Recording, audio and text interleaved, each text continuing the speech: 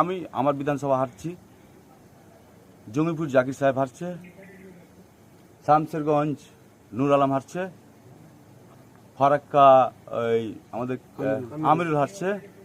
রাজ্যের খবর আমি বলতে পারবো না, রাজ্যের খবর আমাদের ক্যামাক স্ট্রিট জানে, আর সেন্ট্রাল ফোর্স তো ভালো করে জানে। নমস্কার দাদা, নমস্কার। ভুল হলে ক্ষমা করবেন, ক্ষমা করবেন। আমি আর একটা কথা, আমি চাই বিজেপি জিতুক, বিজেপি সরকারে আসুক।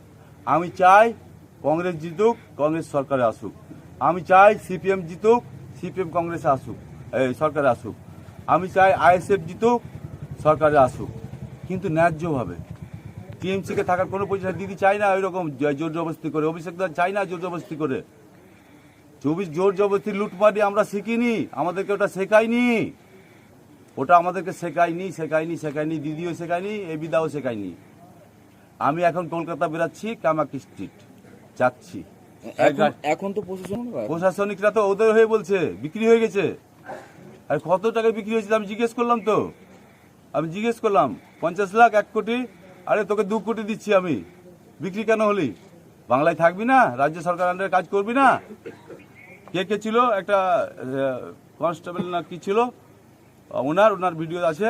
আরেকটা অফিসার ছিল, ওনারও ভিডিও আছে। আইসি তো না সিআই, আইসি।